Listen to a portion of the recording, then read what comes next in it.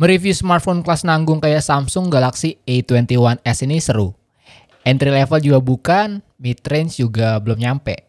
Gimana pendapat gue tentang smartphone ini? Kita akan obrolin setelah yang satu ini. Sebelum masuk ke videonya, gue mau bilang kalau di channel ini gue upload konten apapun yang gue suka. Mulai dari gadget, kamera, fotografi, dunia kreatif, hingga produktivitas. Jadi kalau kalian suka dengan tipe konten seperti itu, mungkin bisa pertimbangan untuk subscribe. Dan jangan lupa juga nyalain lonceng notifikasi supaya nggak ketinggalan video-video dari gue. Oke, lanjut. Kalau ngomongin smartphone Samsung di kelas entry level to mid range, jujur referensi gue agak kurang. Kalau dulu sekitar 1 atau 2 tahun lalu gue masih suka review Samsung seri J. Tapi sejak seri J udah nggak keluar lagi, gue udah nggak pernah lagi nyobain smartphone Samsung di kelas ini. Samsung Galaxy A21s ini gimana? Kalau gue bisa simpulkan dengan satu kalimat adalah cuma cocok untuk orang awam. Maksudnya apa? Tenang, akan gue jelaskan lebih lanjut. Oh ya, Samsung Galaxy A21s ini sebenarnya udah launch sekitar 5 atau 6 bulan lalu kalau nggak salah. Tapi yang sekarang gue pegang ini adalah versi terbarunya dengan RAM dan storage yang lebih besar. Kita ngomongin desainnya dulu deh. Desainnya gimana? Ya kayak gini, apa adanya dan standar-standar aja. Eksplorasi desain di bagian belakangnya juga lumayan fail menurut gue. Visual stripe yang gak jelas maksudnya apa, secara estetika juga kurang bagus. Lalu branding Samsung dengan treatment deboss yang bikin sentuhan jadi gak enak. Gue sebenarnya agak nggak ngerti alasan Samsung mengubah desain Samsung A21s dari yang versi sebelumnya. Padahal seingat gue, desain yang keluar beberapa bulan lalu terlihat lebih elegan dengan material finishing yang berbahan glass stick. Ya paling nggak masih ada yang bisa dibanggain karena secara tampilan boleh dibilang mirip dengan Samsung Galaxy A51 atau A71 yang notabene harganya jauh di atasnya. Tapi untuk desain Samsung Galaxy A21s yang ini berasanya plastik banget dan kayak megang HP sejutaan. Satu-satunya bagian yang gue cukup suka dari desainnya adalah desain kamera belakangnya yang minim bumpnya. Ini termasuk pemandangan langka di saat sekarang di mana kamera bump itu udah tebel-tebel banget. Satu lagi yang gue suka penempatan fingerprint reader di belakang yang gue tahu kalau ini adalah old school dan jadul. Tapi tetap sih, menurut gue ini salah satu penempatan fingerprint yang paling natural yang lebih gue sukai. Again, ini preferensi pribadi aja, kalian mungkin bisa beda.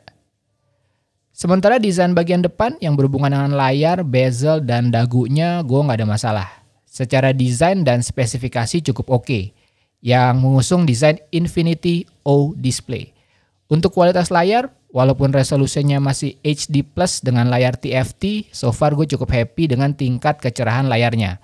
Untuk warna memang kurang punchy dan vibrant, mengingat spesifikasi yang diusung oleh Samsung Galaxy A21s ini. Sekarang kita masuk ke bagian kameranya. Nah, di sini gue akan mereview sebrutal mungkin hasil kameranya. Overall, ini benar-benar jauh dari ekspektasi kamera HP harga 3 jutaan sih. Secara detail dan ketajaman oke lah, kalian bisa tetap mendapatkan itu sebagaimana kamera HP Samsung lainnya. Hal itu memang nggak hilang di Samsung Galaxy A21s ini. Soal color, ini sih off banget. Color processing khususnya di warna-warna natural seperti daun itu berantakan banget dengan munculnya semacam yellow tint di objek yang berwarna hijau. Secara white balance semuanya ditarik ke arah warm, apapun situasinya. Gue sempet tes di situasi lain yang berbeda, di mana langit terlihat sangat cerah, tapi intensitas cahayanya nggak terlalu kuat, itu hasilnya lebih eye pleasing. Ya walaupun yellow tint dan warm tone tadi masih ada. Saran gue untuk pakai HP ini adalah hindari motret di golden hours. Ini agak aneh sih emang, karena biasanya golden hours itu saat yang paling tepat untuk motret. Tapi sepengalaman gue memakai Samsung Galaxy A21s selama beberapa minggu, gue malah bisa mendapatkan hasil-hasil foto yang lebih eye pleasing pada saat foto di luar golden hours. Dimana kalian bisa mendapatkan hasil yang lebih natural secara color, tapi detail dan ketajaman tetap terjaga. Nah, masih berhubungan dengan hasil kamera, karena Samsung Galaxy A21s ini ditujukan untuk mereka yang mempunyai bisnis atau UMKM, dan mungkin mau foto-foto produknya, gue saranin foto dengan lighting artificial aja seperti lampu LED plus softbox atau diffuser di mana kalian bisa mengontrol cahaya yang masuk ke sensor kamera. Nah, kalau videonya gimana? Berikut tes dan hasil videonya. Ini dia. Oke, ini hasil tes kamera video dari Samsung Galaxy A21s. Kondisi langit saat ini cukup gelap ya, berawan lah. Jadi kalian bisa lihat sendiri kira-kira colornya seperti ini pada saat situasi lighting seperti ini. Dan silahkan dicek juga stabilisasinya seperti apa. Again, ini Samsung Galaxy A21s dengan resolusi 1080p kamera belakang.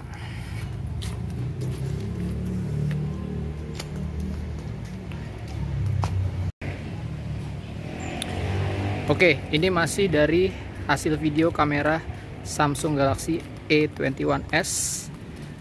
Sekarang hujan. Sekarang ini kameranya adalah ultra wide kamera. Kalau tadi adalah wide kamera, sekarang ultra wide kamera. Silahkan dilihat color dan stabilisasinya seperti apa.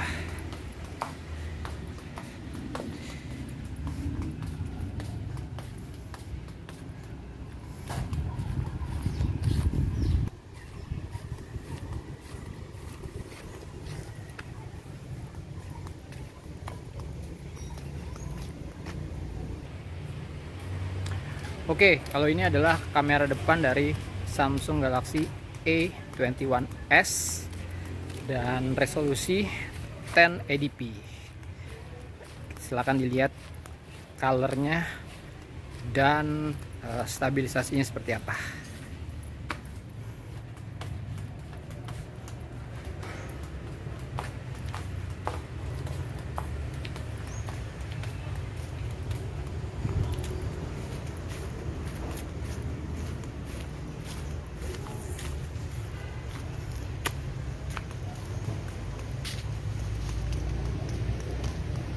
Oke, setelah ngomongin kamera, kita lanjut obrolin overall point of view gue soal Samsung Galaxy A21s.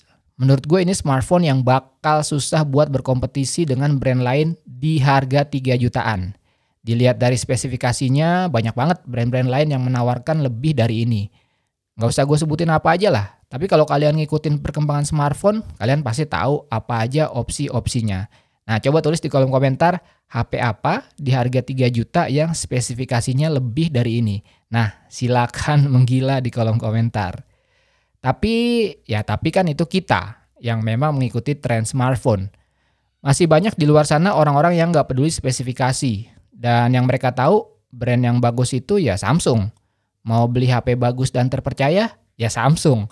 Makanya sesuai kalimat gue di opening, overall takeout gue untuk Samsung Galaxy A21s adalah cuma cocok untuk orang awam. Orang awam yang gak mau ribet mikirin spesifikasi, mereka mau cuma punya HP bagus, brandnya terkenal, kalau mau servis gampang, dan lain-lain. Dan menurut gue inilah kelebihan Samsung. Dan kenapa mereka berani buat jual smartphone dengan spesifikasi seperti ini di harga 3 jutaan. Strategi mereka juga menarik dengan menyasar segmentasi UMKM dengan memberikan spesifikasi RAM yang lebih besar dan storage yang lebih besar. 6 GB RAM dan 128 GB storage. Ini menurut gue pas banget kalau kalian punya bisnis kecil dan menengah, perlu smartphone buat admin yang mungkin butuh multitasking lancar, RAM 6 GB sih asik banget. Dan ini udah gue buktikan sendiri juga. Memang performa multitasking di Samsung Galaxy A21s ini oke juga. Atau kalian perlu storage yang lebih besar buat foto-foto dagangan atau database pelanggan atau apapun lah. 128 GB sih udah lega dan lebih dari cukup sih. Overall kesimpulannya Samsung Galaxy A21s udah pasti bukan smartphone untuk gue dan mungkin juga bukan untuk kalian.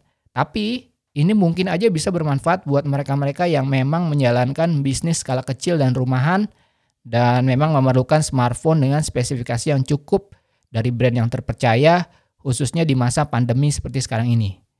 Oke, segitu aja video kali ini. Seperti biasa klik like kalau kalian suka video ini, dislike aja kalau nggak suka. Follow Instagram gue Tangan Belang, cek link di deskripsi untuk informasi lebih lanjut tentang video ini. Thanks for watching, I'll see you next time.